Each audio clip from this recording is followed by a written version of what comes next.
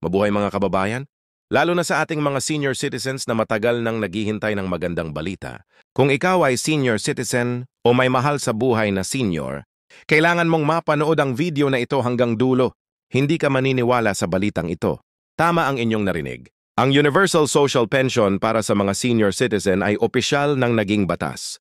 6 na buwat buwan para sa ating mga nakatatanda. Isipin mo ang magagawa ng halagang ito para sa pagkain, gamot, pambayad ng bills o pangregalo sa mga apo. Marami sa ating mga lolo at lola ang naghihirap dahil sa tumataas na presyo ng bilihin. Ngunit ngayon may bagong pag-asa. Ngunit may mga importanteng detalye na kailangan mong malaman. Sino ang kwalipikado? Kailan magsisimula ang pamamahagi? Paano mag-apply? At ano ang mga pagbabagong idinagdag sa dating plano? Huwag mag-alala kung nakakalito.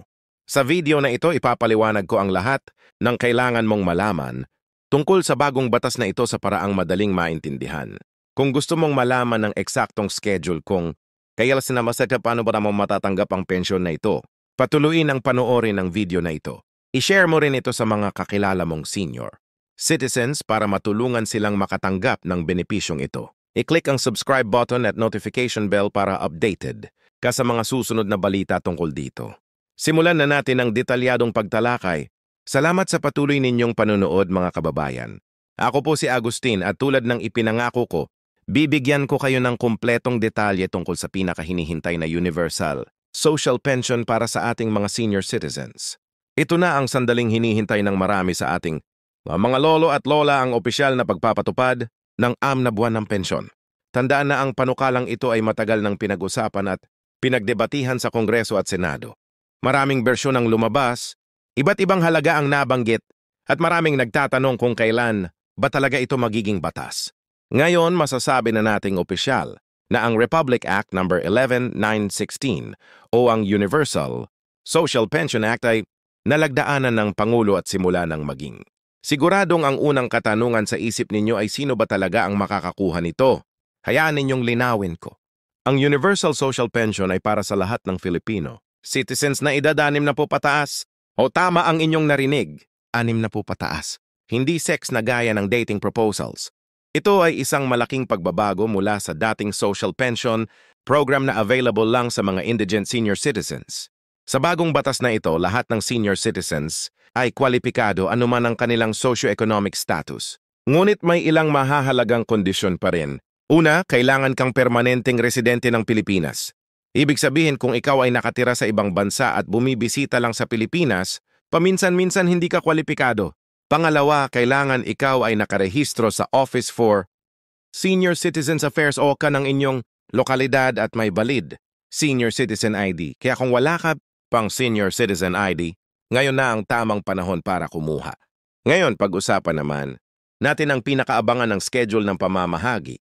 Ayon sa Department of Social Welfare and Development, DSWD, ang implementasyon ng programang ito ay gagawin sa phases. Unang phase ay magsisimula sa month ngayong taon. Sa unang PHE na ito, bibigyan ng prioridad ang mga senior citizens na edad 18 na pataas at ang mga may malubhang karamdaman or disability.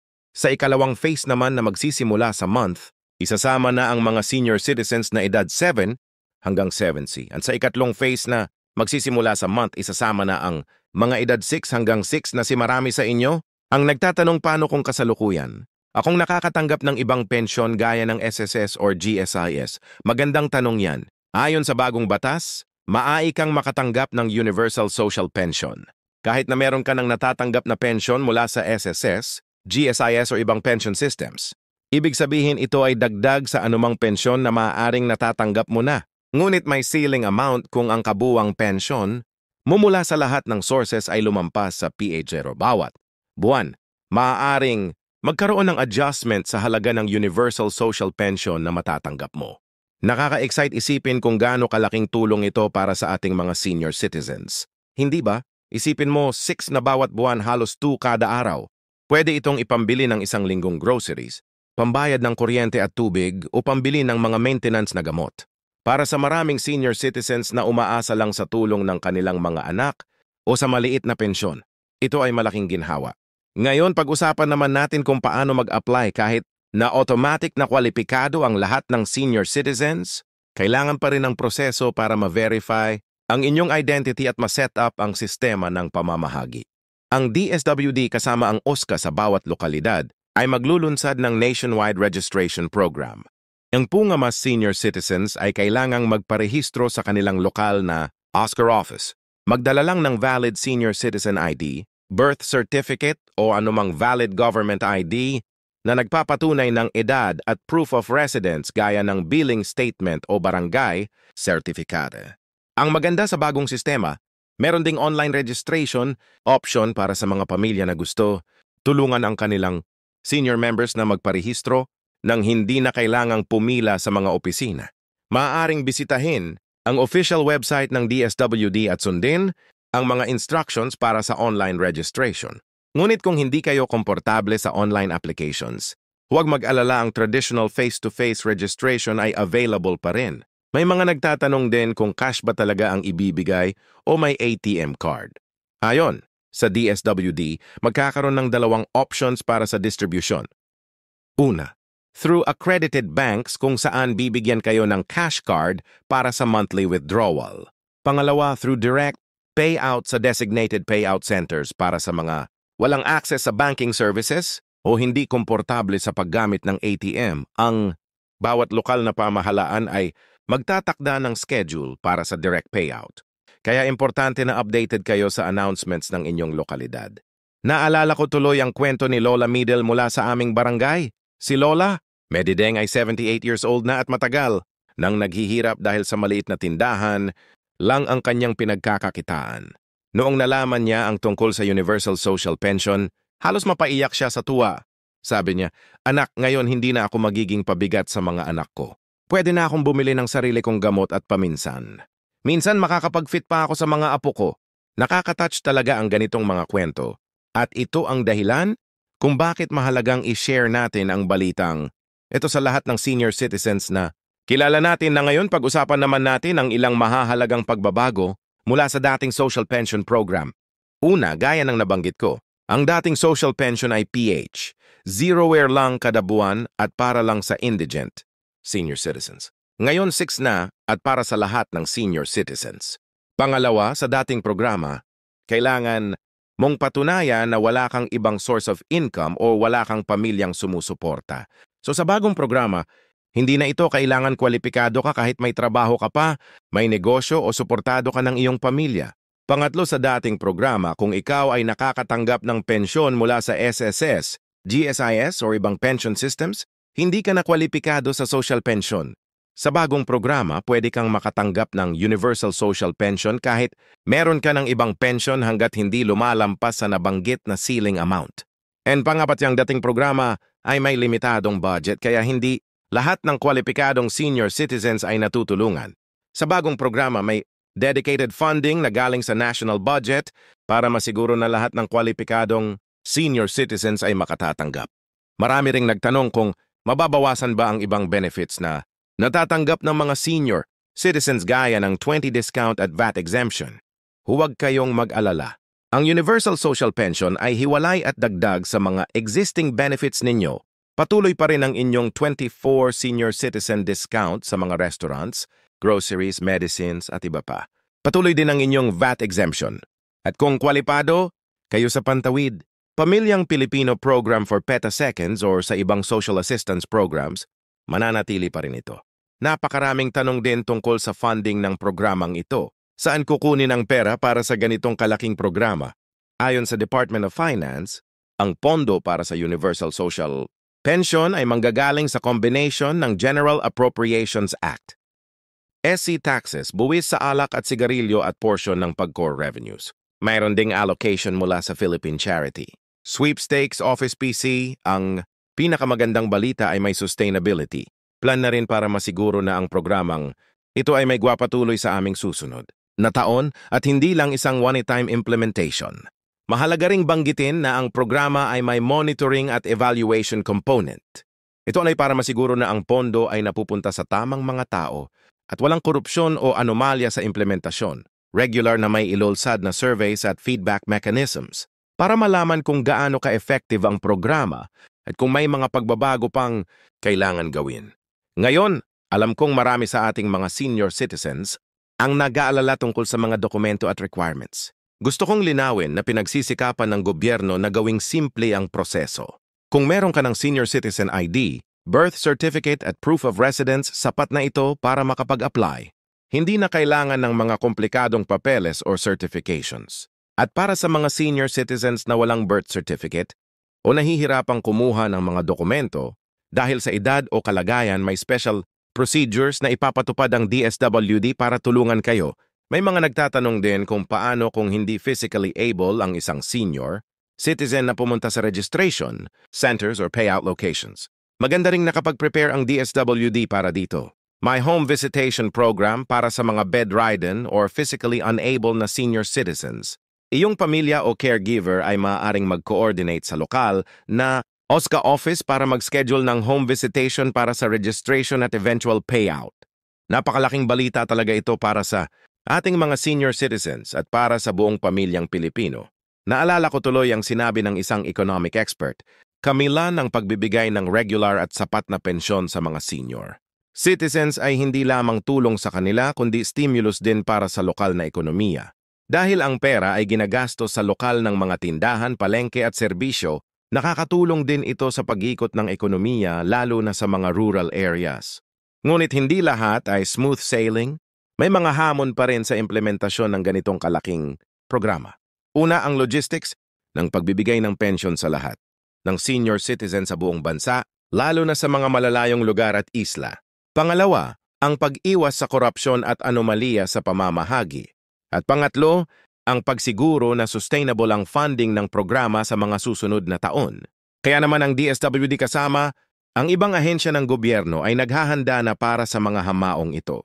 May special task force na binuo para specifically sa Universal Social Pension Implementation. May mga technological na solusyon din na ginagamit gaya ng biometrics para masiguro na ang tamang tao ang nakakakuha ng pension at may partnership din sa private sector, lalo na sa banking institutions para mas maging efficient ang distribution. Isa na ngayon ang immediate concern ng marami ay kung paano makakasali sa unang phase ng implementation. Kung ikaw ay edad 80, pataas o may malubhang karamdaman or disability, makipag-ugnayan agad sa inyong lokal na OSCAR office. Maaari din ninyong i-check ang official Facebook page ng DSWD para sa mga latest announcements. Kung may smartphone o computer kayo, pwede ring bisitahin ang website ng DSWD para sa online pre-regere para sa mga edad 7 hanggang 7 at 6 hanggang 6 na si maghintay lang ng kaunti. Darating din ang schedule para sa inyo sa mga yon. Ang pinakamainam na gawin ay ihanda na ang mga kinakailangang dokumento at magparehistro o mag-update ng inyong information sa lokal na OSCA office. Mas maaga kayong nakapagparehistro, mas maaga din kayong maisasama sa sistema kapag dumating na ang phase para sa inyong age group. Isa pang importanteng paalala, mag-ingat sa mga scam at fake news. May mga irresponsableng individual na maaaring sumubok na samantalahin ang excitement ng mga senior citizens.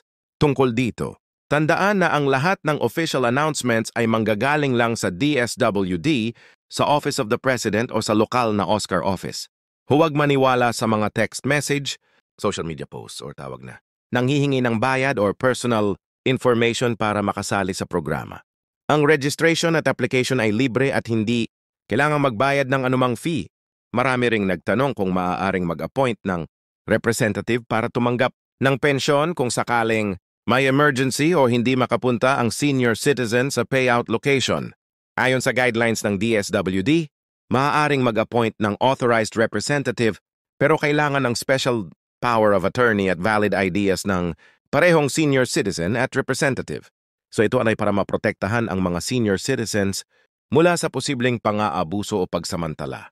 Tungkol naman sa taxation, hindi po babayaran ng buwis ang Universal Social Pension. Ito ay tax-free benefit, kaya ang buong 6 NAB ay mapupunta sa senior citizen ng walang kaltas para sa buwis. Ito ay alinsunod sa prinsipyo na ang social protection benefits ay hindi dapat buwisan.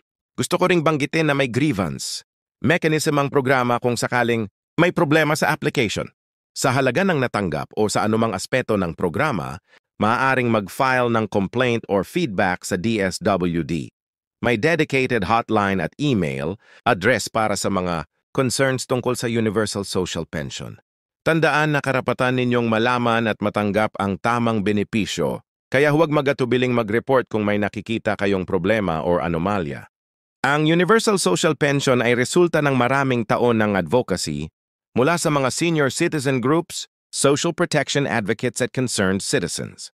Naalala ko pa nung 10 taon na ang nakalipas, napakaliit lang ng social pension at kakaunti lang ang nakikinabang. Ngayon nakikita natin kung paano nag-evolve ang social protection sa Pilipinas mula sa charity-based approach patungo sa rights-based approach, kung saan kinikilala na karapatan ng lahat ng senior citizens ang magkaroon ng dignified life sa kanilang pagtanda.